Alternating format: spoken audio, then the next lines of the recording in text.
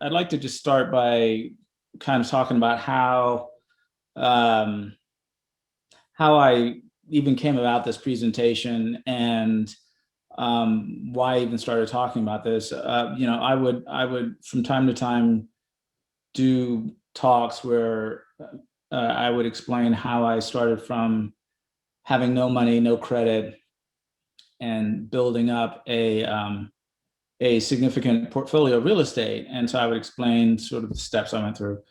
And people would come up to me after the presentation and they'd want to know sort of more about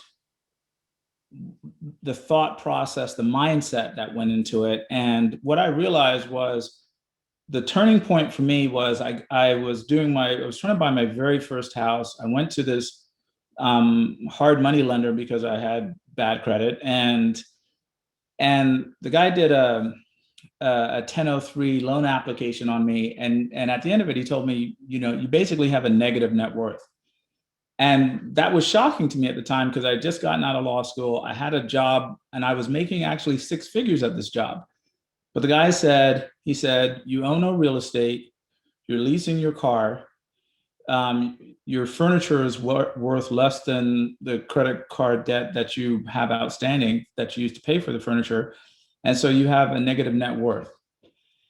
And at that point, that was sort of a crossroads for me because I had grown up pretty poor. And my thought was, okay, well, if I keep going down this path, it might be more of the same. I mean, I could end up maybe potentially back kind of where we started when we first got to this country. I was originally born in London, and we came here and we sort of left everything behind to chase the American dream. And I really didn't want to find myself in a position where I was kind of back where we started. So I thought, all right, either I keep doing things the way I'm doing them now, or I make some sort of fundamental change in my mindset to get maybe to a place that is a better place from where I'd come. And so the image on the screen right now might not be the kind of image that resonates with you. This particular image resonates with me, but whatever image resonates with you in terms of thinking about the kinds of experiences you might want to have in life, just hold that image in your head as I kind of go through this discussion. So first, I'd like to just talk about how I think of wealth, because I define it maybe a little bit differently than maybe other people do. So I was an English major in undergrad, and so I tend to like the history of words. And it turns out, 500-600 years ago, the word wealth used to actually be spelled Wellthe, and it literally meant the state of well-being. That's what the word meant. So wealth meant if you were wealthy, it meant that you were in a good state of well-being. And I like that definition because I think it is a more three-dimensional, holistic understanding of what the word wealth is. And so here's the definition I use, and I'm going to break this down in a second, but it is basically the accumulation of the significant financial resources necessary to secure an extraordinary experience of time and space. So let me break that definition down for you. So accumulation, meaning you're able to somehow have more than your immediate needs of significant financial resources, meaning a lot more, to kind of lock in and not lose. And this locking in and not lose is essentially what this entire 3-day asset protection summit is about. It is one thing to acquire wealth, it's another thing to secure it and lock it in, right? Such that you're able to have an extraordinary, not average, not common experience of how you spend your time and the spaces in which you spend your time, whether it's your home, whether it's your office, whether it's your car interior. We tend to live in spaces. I realized that really dramatically for the first time when I was on a gondola in Venice. And the gondolier said to me, he said, you guys in the United States spend most of your days in spaces. So he said, I spend most of my day outdoors. You guys kind of go from one space to another. So how you define your spaces is kind of important to your culture. And I never really thought about it like that until he said it. But I thought, wow, he's right. We go from one sort of climate controlled environment to another. And we should spend a lot more time outside. I've been trying to do that lately, but to the extent we're going to be in spaces, it's nice to be able to have a say in what those spaces look like. So if you look at that definition, it essentially means the key to wealth is assets, and the goal is to remove as many liabilities as you can, both financial and personal, right? So anything that's sort of holding you back.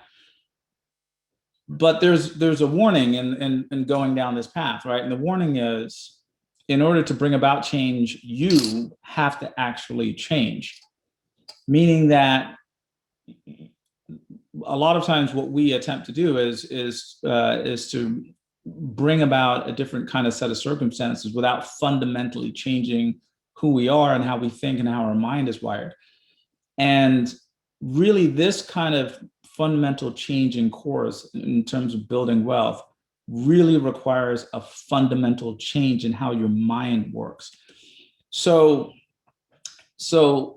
let me tell you what I mean by that. So if you're not already wealthy, it means that you are being hindered by what I call one of the poverty mentalities. Now, let me just preface that by saying, at one point or another, I was encumbered by all of the poverty mentalities. And I'm going to go through a few of those today to give you a flavor for what they're like. But the goal is not to be these guys, right? The goal is when you're really saddled down with these poverty mentalities, any one of them taken individually can shut you down. If you have multiple of these mentalities, it's debilitating. And so today I'm going to talk about four of them. It's the lottery mentality, the coupon mentality, the wedge mentality, and the bunker mentality. And for each one of these mentalities, there's a corresponding wealth mentality that I'm going to talk about, just to kind of give you a sense for what the opposing way of thinking about things looks like. So let's start with the lottery mentality and the corresponding, what I call love mentality. So the lottery mentality is this idea that maybe I'll get lucky. And in order to really understand what this is about, it's helpful to think about a couple different lottery slogans. So I just picked a couple random lotteries. One was in Australia, one was in New Jersey. The one in New Jersey said, give your dreams a chance. The one in Australia said, your ticket to dream. Now, think about that for a second and how presumptuous that is. This is a governmental institution basically telling you that you need to buy one of these tickets in order to dream. And this idea is a very, very old idea. Let me tell you how far back it goes. The Egyptians actually used lotteries to fund and finance the building of the pyramids. That's how far this idea goes back.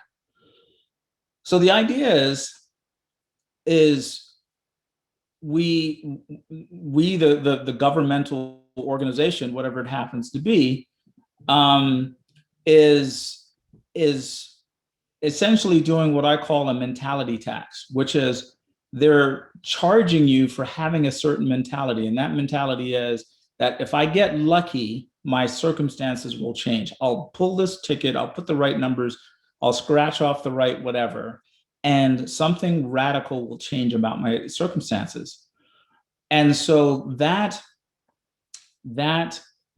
basic mentality, the governments over time have figured out, wow, we can use that, we can tax that and generate significant revenue. I can tell you, I don't know a single wealthy person that ever plays the lottery. In fact, most wealthy people don't go to Vegas and gamble because the odds are stacked against you in Vegas, right?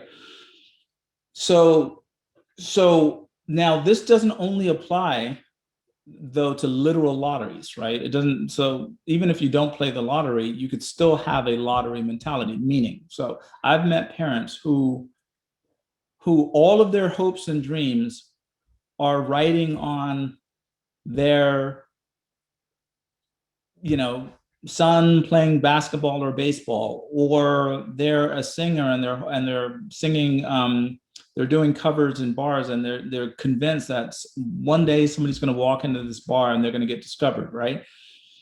All of those ways of thinking that something outside of your control is going to happen and dramatically change your life, all of those are examples of the lottery mentality. The corresponding mentality is the love mentality. Here's what it looks like, and here's where it came from. So I was at an event, it was sort of a private event, where a high-ranking automotive executive was talking to a group of about 20 of us. And they were talking about how they had achieved so much success with their company in such a short period of time. And he said, here's how they do it. He said, every year they have a corporate retreat where all of the high-level managers go to this retreat, and they spend, it's a 3-day retreat. They spend the first day fighting over the definition of love. So the whole point of this retreat is to debate what love means. And you can imagine how contentious that can get, right? I mean, love is a pretty powerful word, and people have very strong opinions about that.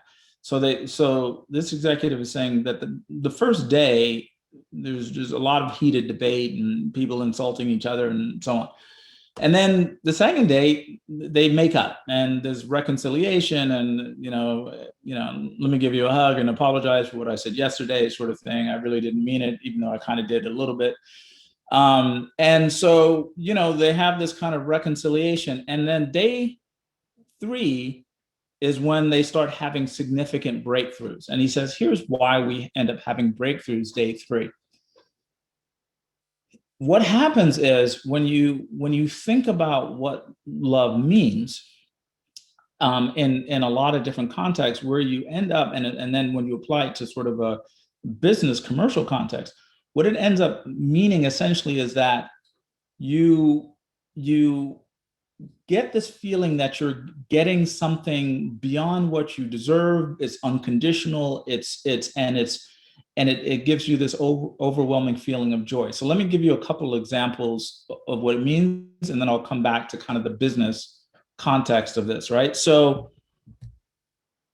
imagine that you have a fig tree in your backyard and you love figs. And so you go out there and you're eating a fig one day, and you just stare at this tree and you go, wow, I just love this tree.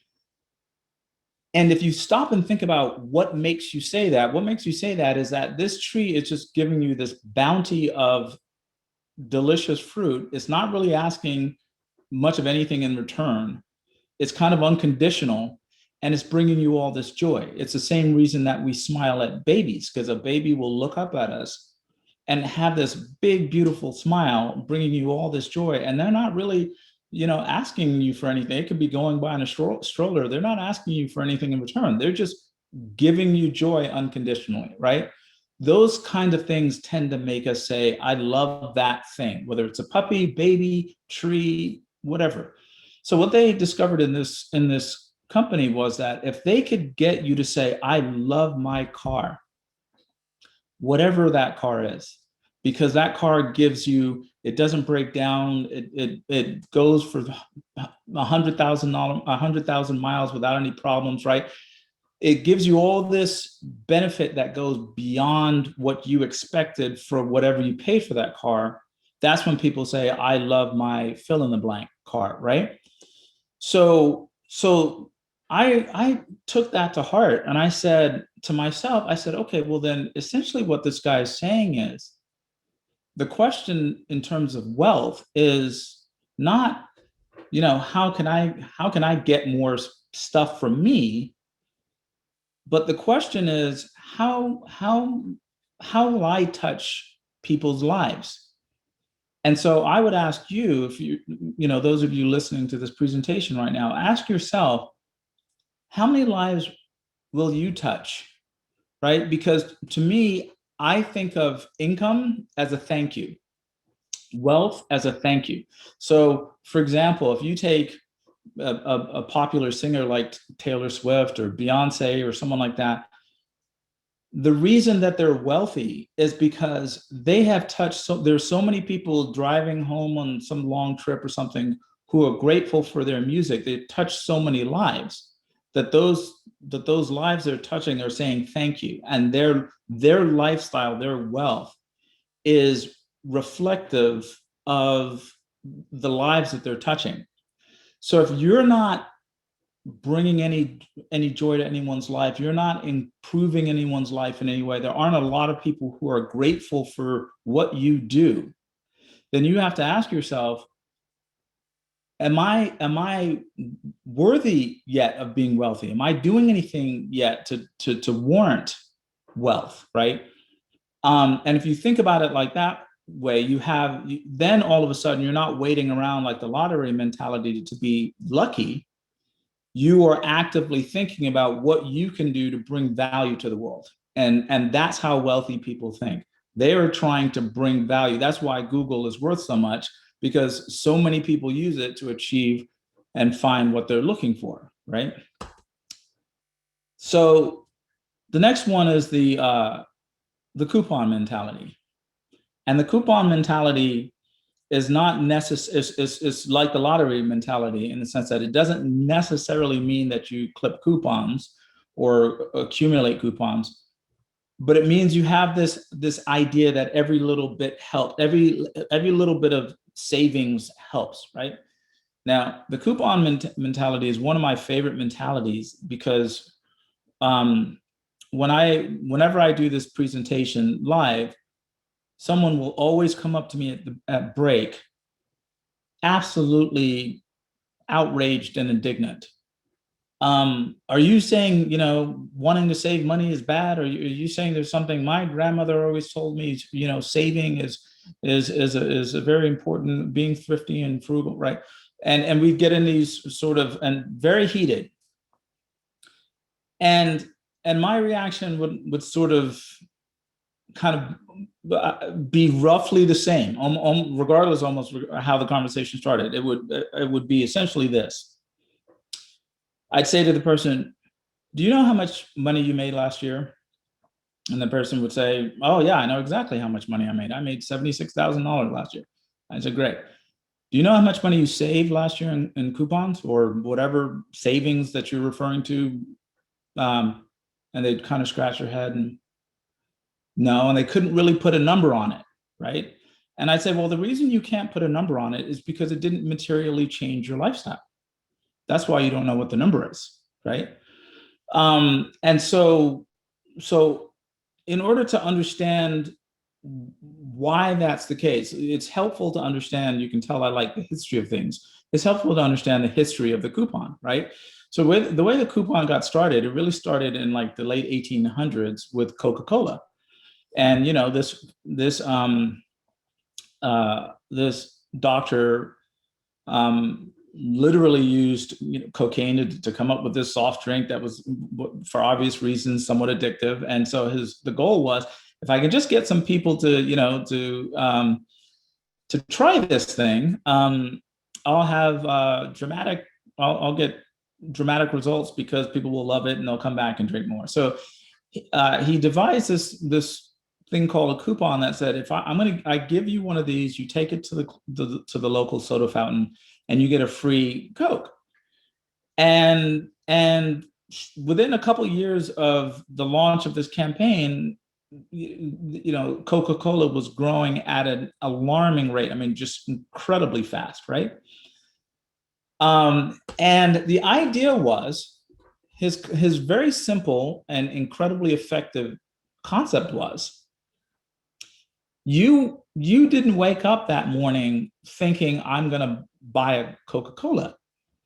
So I'm going to give you this coupon because you have the kind of mentality that says free things are good, and which will encourage you to try something you wouldn't otherwise have tried, that you're going to get hooked on and try again. That's the idea, right? So it is a concept specifically, it's a consumer oriented concept.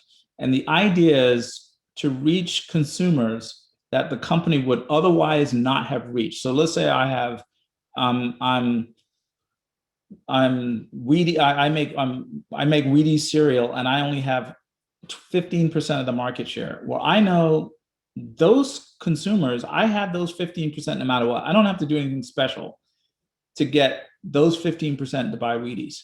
I want the other 85%. So the coupon is not directed at the people who would otherwise buy Wheaties. The coupon is directed at the consumers who wouldn't otherwise have bought Wheaties. So you're not really a coupon doesn't save you money. You are still spending money. You just mentally think you are spending less than you would otherwise spend, but you are still spending money. In other words, you're still a consumer. And the more energy you spend on consumer related things, the more impoverished you become, right? Wealthy people spend more time in what's called the wholesale mentality. And the wholesale mentality means that you are buying something at a genuine discount from its retail value. So let me kind of explain that in a way that uses actual products. So let's say I go to a grocery store and I have a coupon for an apple, and the apple's otherwise $1, but the coupon says I can get it for 80 cents. Well, when I walk out of that grocery store with that apple is not worth 80 cents. If I tried to resell that apple, I might get 40, 50 cents for it, but I'm not going to get 80 cents. So so the minute I walk out of that store with that apple, I'm worth less than what I was worth when I walked in because I'm a consumer.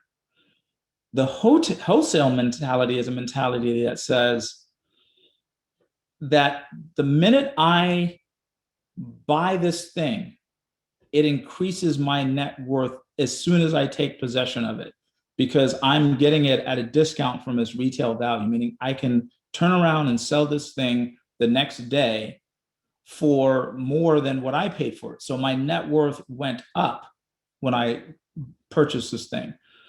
And so the wholesale mentality looks for opportunities to buy things that day, whether it's a piece of real estate or an apple, it doesn't matter.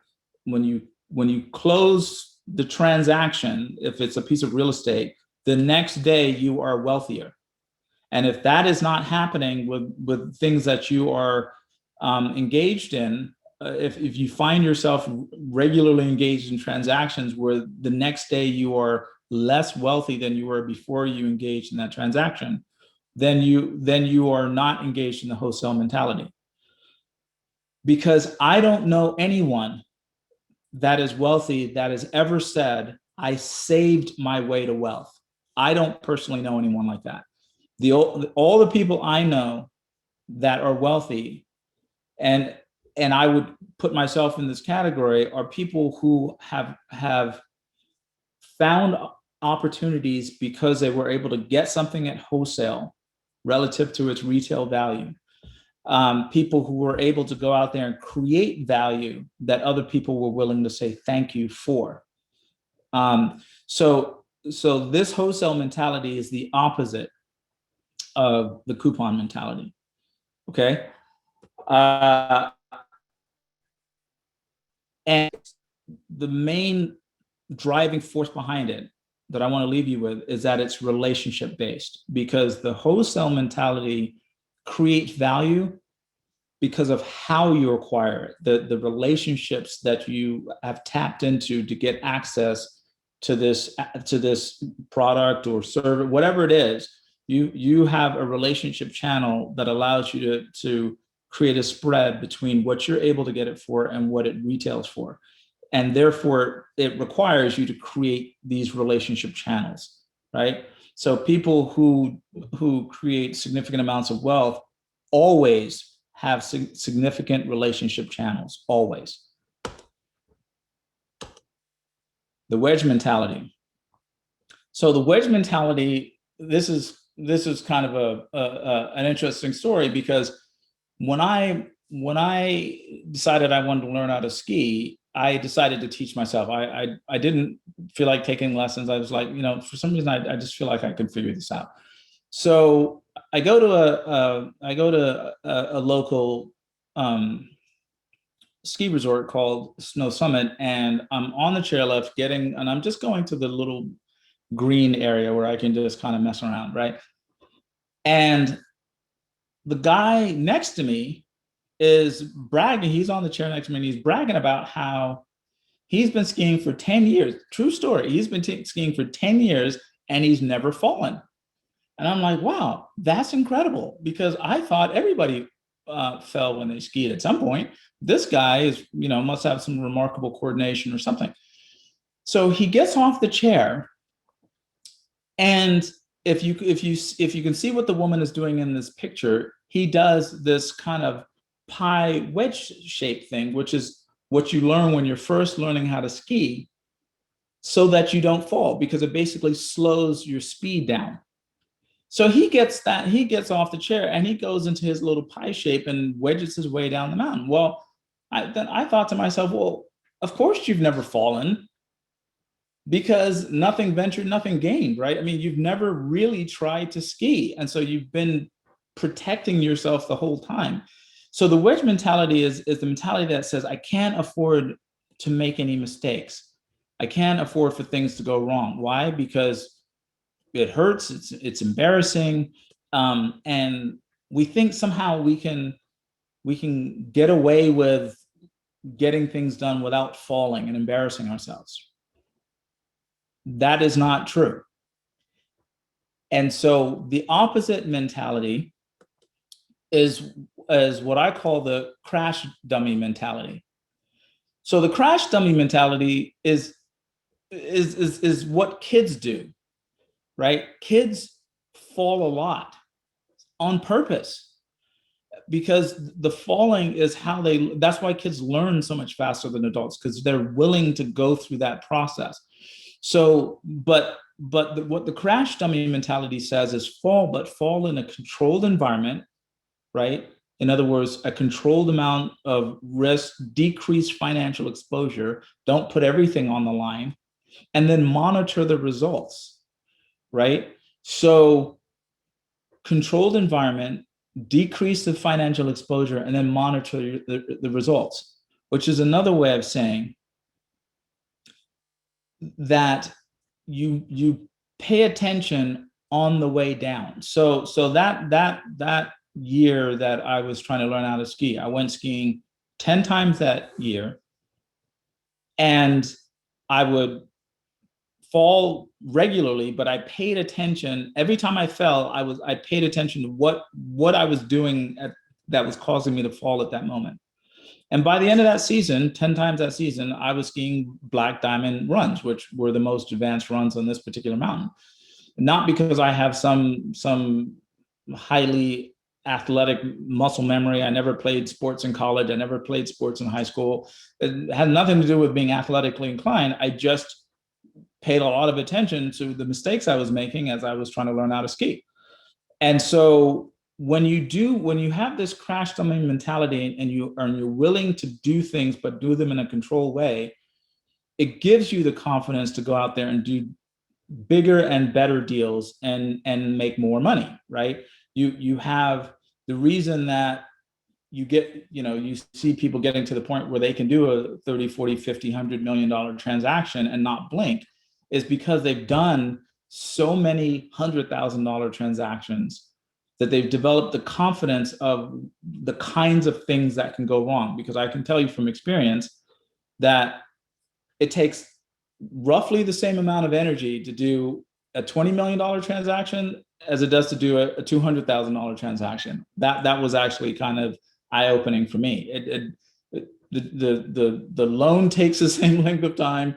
The due diligence, it takes approximately the same amount of energy. The money gets wired just as quickly. Like it's so you realize that the mistakes or essentially the same mistakes, just with an extra zero. So the more controlled experiments you can do, the more confidence you build, right? So let's go now to the last mentality, because I want to be respectful and stay within the time limits. So let's sort of end with the bunker mentality, and the easiest way to think about that is with this example. So imagine this, right? Imagine that so in the 50s, they used to have all these sirens that would go off to help people prepare for a potential nuclear attack. So it was like these drills that the siren would go off and you'd have to get under your desk and all of that, right? And so imagine like a siren goes off, and everybody, you scramble with your significant other to go down into a bunker.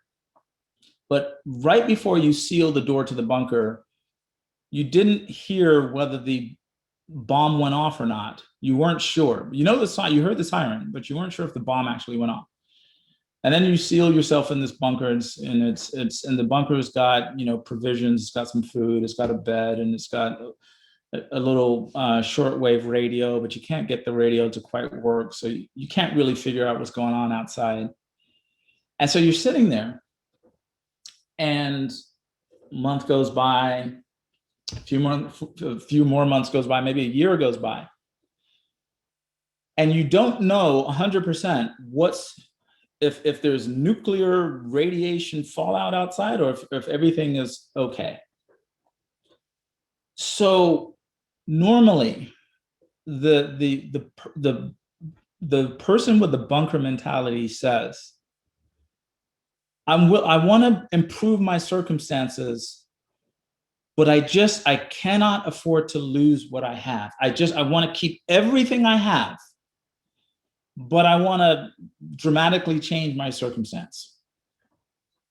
And so that's analogous to being in this bunker and saying, okay, I want to, have the experience of all the beauty that the world has to offer, but I don't want to take the risk of leaving this.